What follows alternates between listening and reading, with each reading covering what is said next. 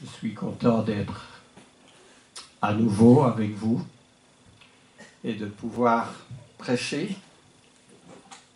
Le Seigneur a été bon et généreux avec moi quand j'étais à l'hôpital et il m'a permis de me restaurer pour être à nouveau avec vous aujourd'hui. Donc encore une fois, je remercie tous ceux qui ont prié, qui continuent à prier pour moi. Alors peut-être un premier mot, c'est la fête des pères aujourd'hui, donc je veux présenter à tous les papas une bonne fête, une très bonne fête. Les papas, souvent on n'en a qu'un. Alors, aujourd'hui je voudrais vous parler d'un sujet. La dernière fois que j'en ai parlé, c'était en 2003. J'ai regardé parce que je tiens note. C'est le mot, le zèle. Le zèle. Et en considérant ce que la parole dit du zèle, c'est quelque chose d'important. Parce que trop souvent nous faisons des choses par habitude et nous manquons de zèle. Mais quand nous regardons dans la Bible, Dieu est un Dieu zélé, très zélé. Alors, ce matin, j'étais dans 7h, 7h30 à Eusie, il y avait une brocante. Et je ne pouvais pas garer la voiture, nous avons l'habitude d'aller pour aller chercher du pain. Il y avait tellement de monde, un monde zélé pour parcourir, trouver des petites choses. Et je me disais, ah, si une partie de ce monde pouvait être autant zélée pour l'Éternel, pour le Seigneur, qu'est-ce que ce serait bien, qu'est-ce que ce serait encourageant. Mais trop souvent, nous rendons à l'église le dimanche parce que c'est le dimanche, parce qu'on a l'habitude, parce que c'est la tradition, parce qu'il faut bien. Mais très souvent, notre cœur n'y est pas. Et nous arrivons à... Pourrais-je dire qu'arriver à l'heure, c'est une question de zèle, même pas. C'est une question de respect envers le Seigneur. Alors nous allons voir ce que le mot le zèle, ça veut dire. Il y aura des passages bibliques, mais je sais que Dalva va les écrire et les recopiera au tableau après. Alors, le mot zélé vient d'une racine grecque qui signifie être chaud. Chaud. Nous savons ce que c'est être chaud quand nous faisons cuire un aliment. Il faut que cet aliment soit chaud. Et même la racine de ce mot veut dire entrer en ébullition. En ébullition. N'est-ce pas, quand on fait cuire des œufs, il ne faut pas seulement que l'eau soit chaude, mais il faut que l'eau soit bouillante, n'est-ce pas, pour cuire les œufs. Entrer en ébullition. Alors, quand nous allons dans l'hébreu, parce que le Nouveau Testament est écrit en hébreu, l'Ancien Testament est écrit, lui, en hébreu, la racine désigne la rougeur. Par exemple, la rougeur qui monte au visage d'un homme passionné. Alors on voit les hommes passionnés lors d'un match de football. Ils sont prêts à sauter, ils sont passionnés et à diverses occasions, quand il y a le jogging aussi, on est aux petites heures du matin, on est passionné, on est bouillant pour cette activité. Le zèle peut provenir de divers sentiments.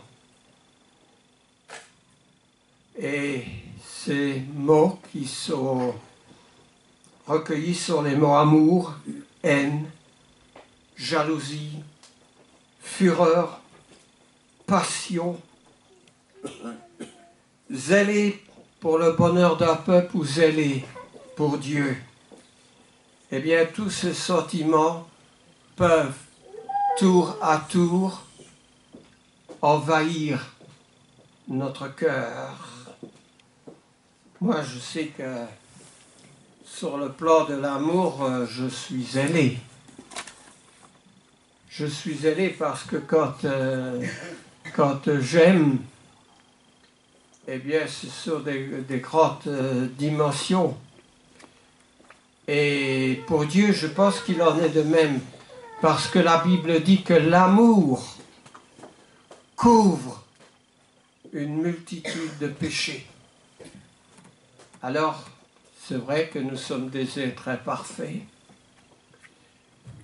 mais l'amour couvre une multitude de péchés, une multitude de lacunes. Quand on vit dans un ménage, il y a toujours des petites choses qu'on peut se reprocher. J'ai 50 ans de vie commune et je sais, rien n'est parfait. Mais si on n'a pas la volonté de vivre ensemble, de faire des efforts, alors ça ne peut pas marcher. L'amour est ce qui, n'est-ce pas, c'est comme sur un incendie quand on a une lance et qu'on jette de l'eau, n'est-ce pas? Ça éteint le feu. Dieu dit dans sa parole, l'amour couvre une multitude de péchés. Et nous savons, parce que là, cela est écrit dans les Corinthiens, que l'amour est la chose la plus importante. N'est-ce pas? L'amour pardonne tout, l'amour couvre tout. L'amour croit tout, l'amour, c'est quelque chose. Mais il faut que ce sentiment soit zélé, n'est-ce pas? Nous ne pouvons pas faire avec simplement les « Ah, parce qu'il faut le faire ». Et sinon, on ne le fait pas bien, on le fait mal. Et Dieu ne veut pas que nous fassions les choses mal. Alors, si nous disons « Ah oui, je suis chrétien, ah, je veux être un chrétien », il faut réfléchir à ce que ce mot chrétien incombe de notre part. Dans l'Ancien Testament, en Ésaïe 26, au verset 11, c'est un peu une prière où Ésaïe dit « Éternel, ta main est puissante, mais les peuples ne l'aperçoivent pas. Ils verront ton zèle pour le peuple et ils seront confus. Ils verront ton zèle. » Comment est-ce qu'on peut, ou qu'ils ont pu voir le zèle de Dieu? Le matin, nous étudions dans les psaumes. Le psaume 105. Oh, nous sommes très peu pour étudier les psaumes. Il n'y a pas beaucoup qui veulent étudier les psaumes. Eh bien, on reprend dans ce psaume 105 tout ce que Dieu a fait pour son peuple qui était retenu, prisonnier en Égypte. Et là, on voit le zèle de Dieu, n'est-ce pas? Les 10 plaies. Les 10 plaies qu'il a été permis à Moïse de susciter pour que Dieu délivre son peuple et le laisse partir hors du pays. Les 10 plaies étaient une marque de l'amour et du zèle de Dieu. Dieu a été zélé parce qu'une plaie, ça ne suffisait pas. 5 plaies, ça ne suffisait pas. Et même à la 9e plaie, le monde, il est obstiné. Ça ne marchait pas. Alors Dieu a donné en quelque sorte le coup de grâce avec la mort de tous les premiers-nés.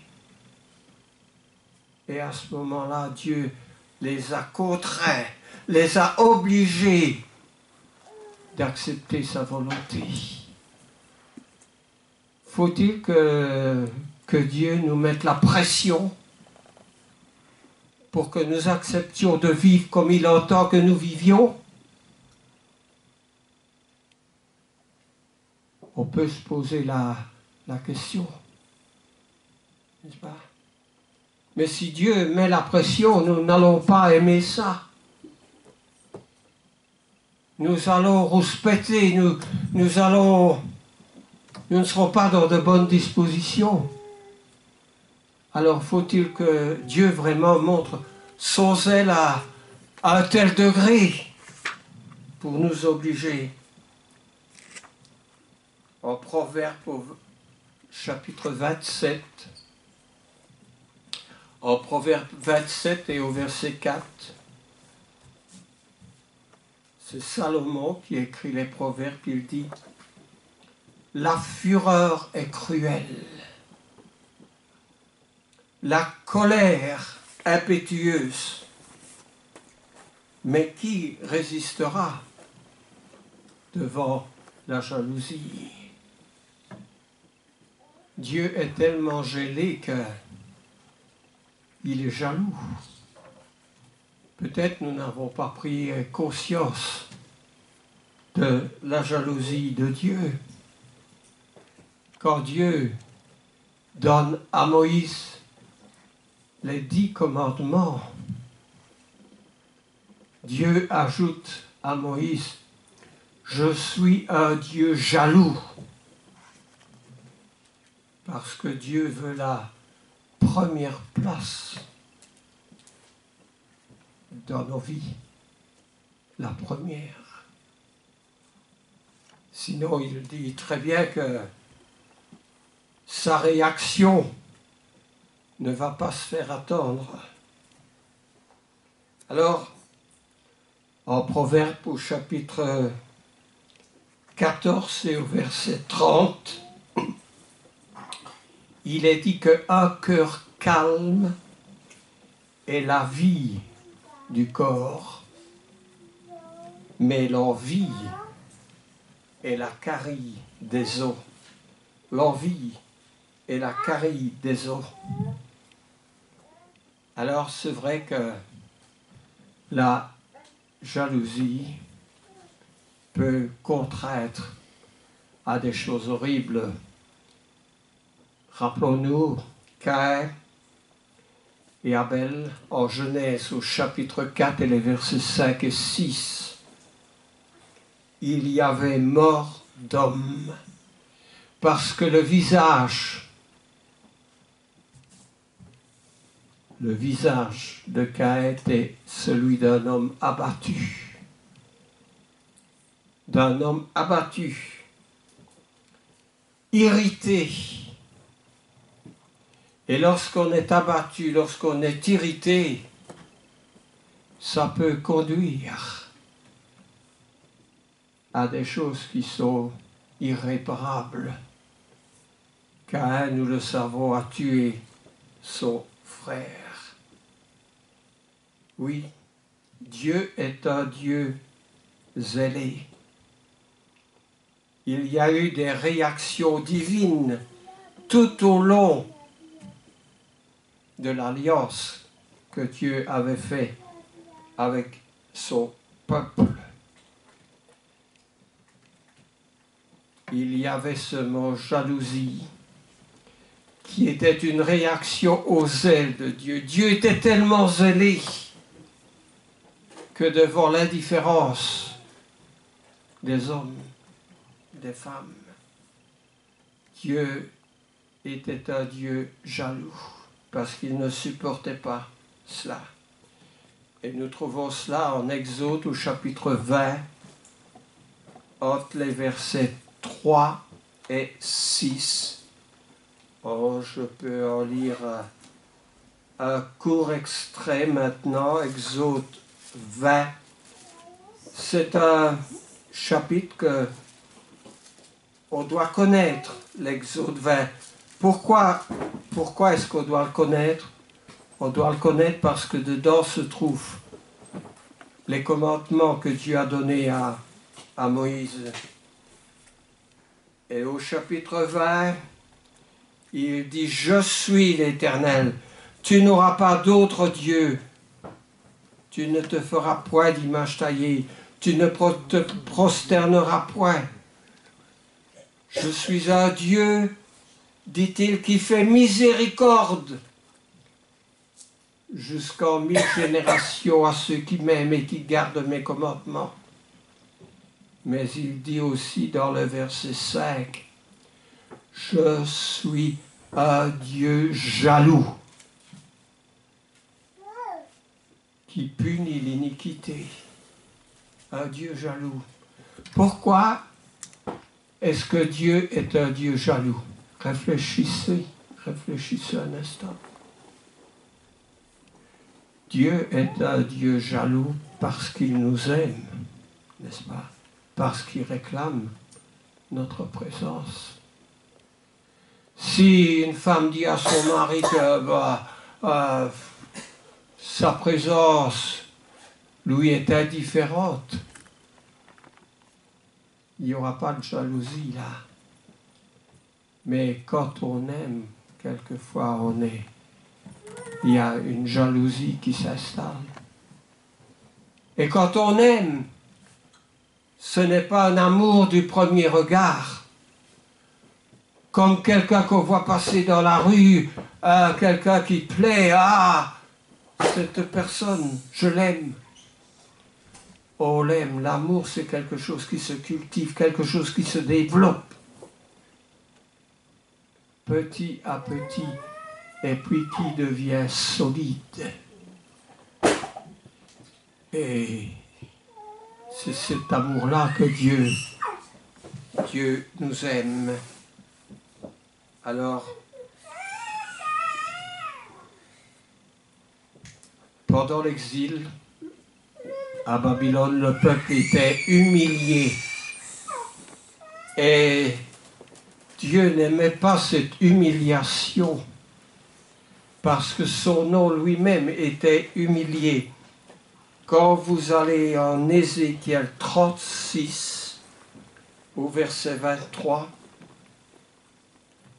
« Je serai jaloux de mon saint nom, dit Dieu. » Mais je ne vais pas entrer dans le livre d'Ézéchiel parce qu'il y a beaucoup d'autres réflexions concernant la jalousie et concernant plus précisément le zèle. Alors,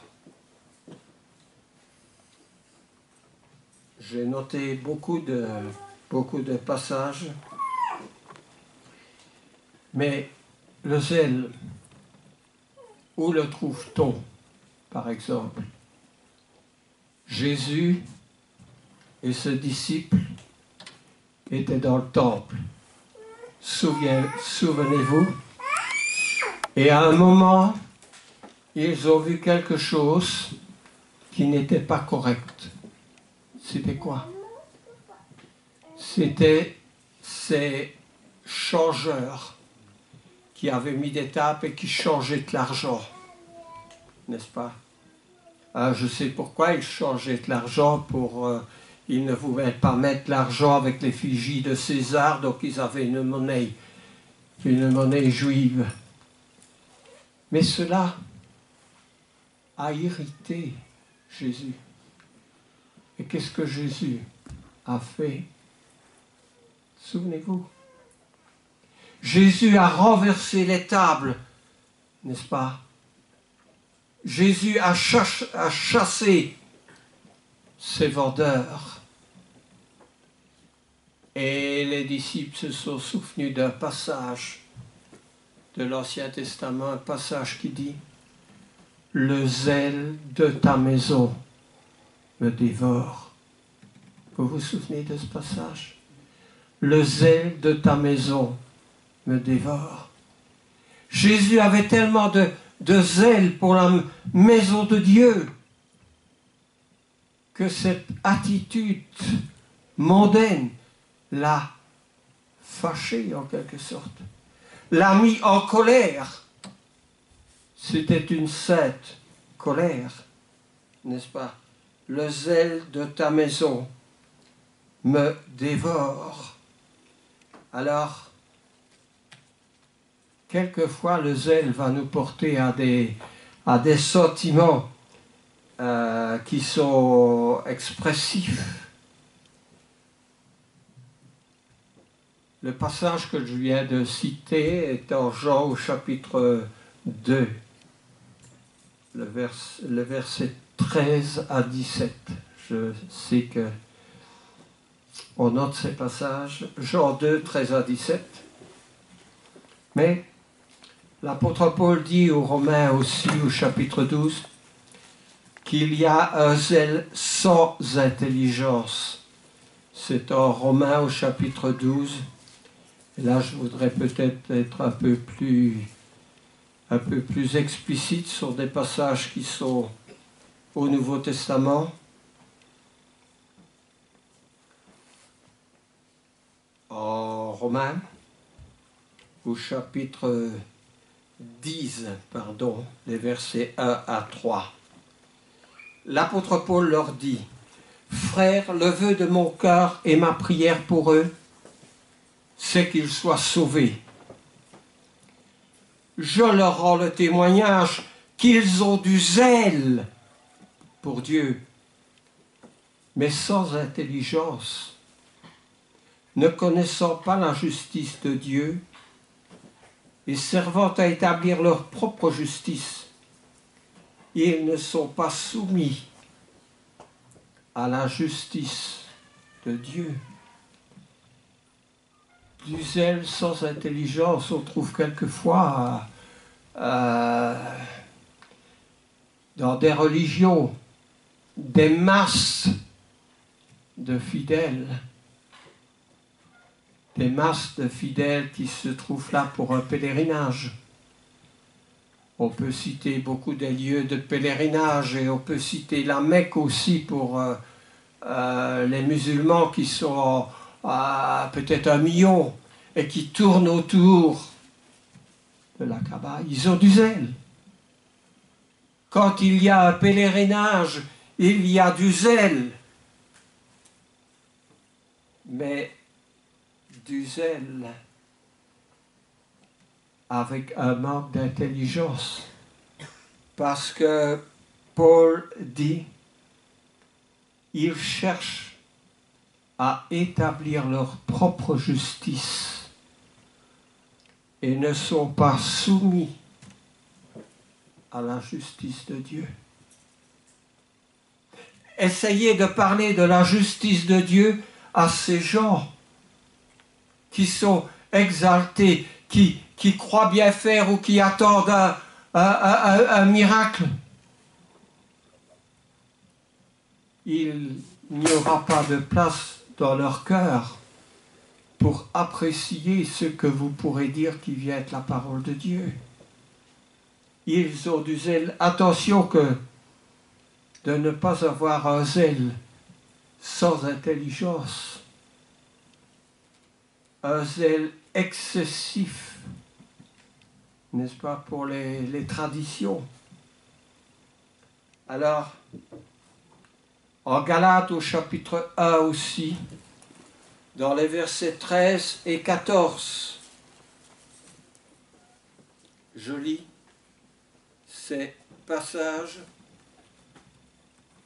l'apôtre Paul dit, « Vous avez su en effet quelle était autrefois ma conduite dans le judaïsme, comment je persécutais à outrance et ravageais l'Église de Dieu, et comment j'étais plus avancé dans le judaïsme que beaucoup de ceux de mon âge et de ma nation, étant animé d'un zèle excessif pour les traditions de mes pères. » Il n'y avait pas plus zélé que Saul de Tarse qui est devenu l'apôtre Paul. Il allait jusque dans les villes pour mettre les chrétiens à mort, pour les persécuter avec son zèle excessif. Mais c'était un zèle qui manquait d'intelligence. Attention, parce que quand Saul de Tarse a rencontré Jésus-Christ, il a changé beaucoup de choses dans sa vie, dans sa manière de penser. Il a passé par la conversion. Alors, en Jacques, au chapitre 3 et au verset 14,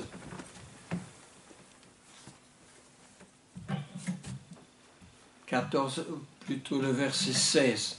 Jacques se trouve à la fin de notre Bible. Alors, je lis. Il parle d'une sagesse, Jacques. Une sagesse qui ne vient pas d'en haut. Une sagesse terrestre, charnelle, démoniaque. Là où il y a dans certaines assemblées de la jalousie. Et Jacques dit, car là où il y a jalousie et rivalité, il y a du désordre et toute espèce de pratique mauvaise. Mais Jacques dit, la sagesse d'en haut est pure, pacifique, modérée, conciliante, pleine de miséricorde et de bons fruits, sans partialité et sans hypocrisie.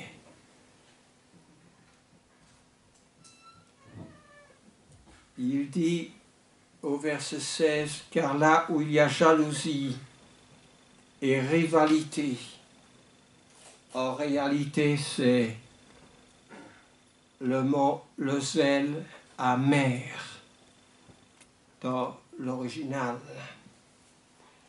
Là où il y a un zèle amer, il y a du désordre. Est-ce que notre zèle est amer? Ou est-ce que notre zèle est sincère, voulant glorifier Dieu par ce zèle, voulant encourager nos frères et nos sœurs? Alors il faut aussi que notre zèle soit un zèle démonstratif, n'est-ce pas? Pour encourager. Un zèle qui encourage. Qui disait « J'ai déployé mon zèle pour Dieu » et qui se trouvait dans une caverne, caché, peureux. 1 Roi 19. 1 Roi 19 au verset 10, c'est le prophète Élie. Le prophète Élie avait fait beaucoup de choses pour Dieu, n'est-ce pas? Souvenons-nous. Mais à un moment donné, il avait peur. Il avait peur des représailles. Il a fui, il est allé se cacher dans une caverne. Est-ce qu'il arrive quelquefois que nous aussi, nous soyons démobilisés, que nous ayons envie de nous cacher, que nous rentrions dans un petit trou là où nous pensons que nous allons avoir la tranquillité, que rien ne va nous atteindre? Élie pensé cela. Mais Dieu était, n'est-ce pas, alors à la sortie de la caverne, elle lui dit à Élie, mais Élie, qu'est-ce que tu fais ici? Qu'est-ce que tu fais, Élie? Élie dit, mais j'ai déployé mon zèle pour l'Éternel. Oui, c'était un zèle excessif, mais un zèle aussi vite retombé. Et Dieu lui dit, Élie, sors de ton trou. Est-ce que Dieu a besoin de nous dire aujourd'hui, sors de ton trou? Jean-Pierre, sors de ton trou. José, sors de ton trou. Jean-Marie, sors de ton trou. Alors nous allons prétexter des excuses. C'est en Roi 19 que nous trouvons cela. Un autre passage qui nous exhorte à montrer le zèle est en Hébreu, au chapitre 6, et au verset 10 à 12. Alors, je lis.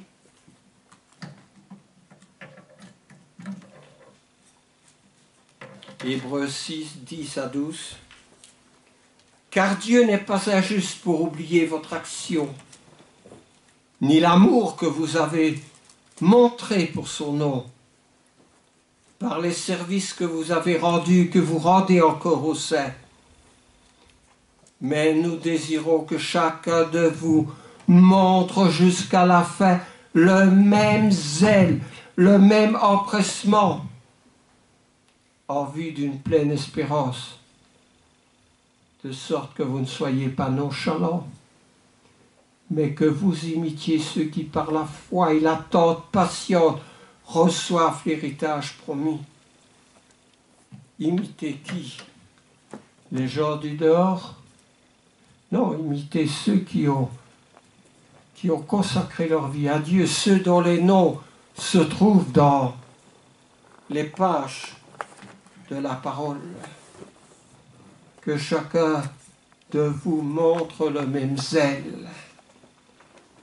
Alors, en Éphésiens chapitre 6,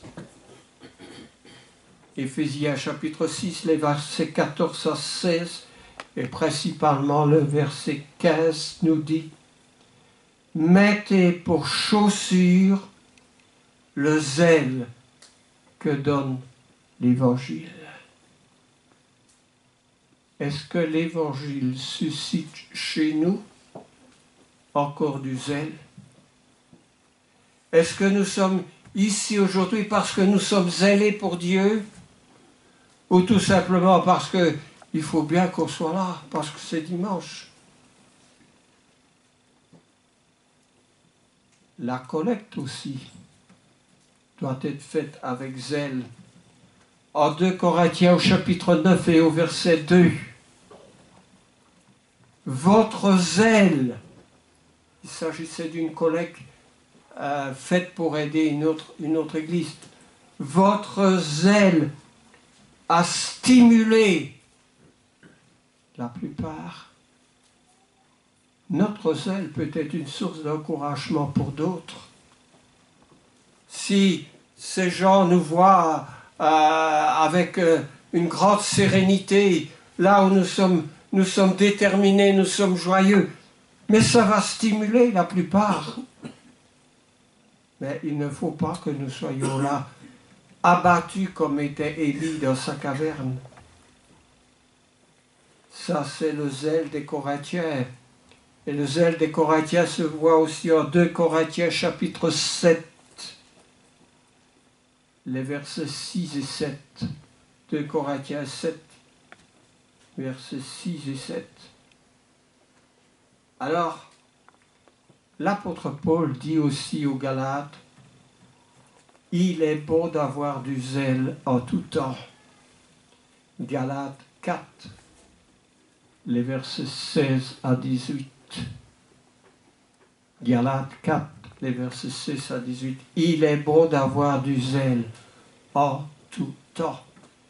Pas seulement quand il y a quelques visiteurs, pas seulement quand il y a un baptême, pas seulement quand tout va bien, mais en tout temps.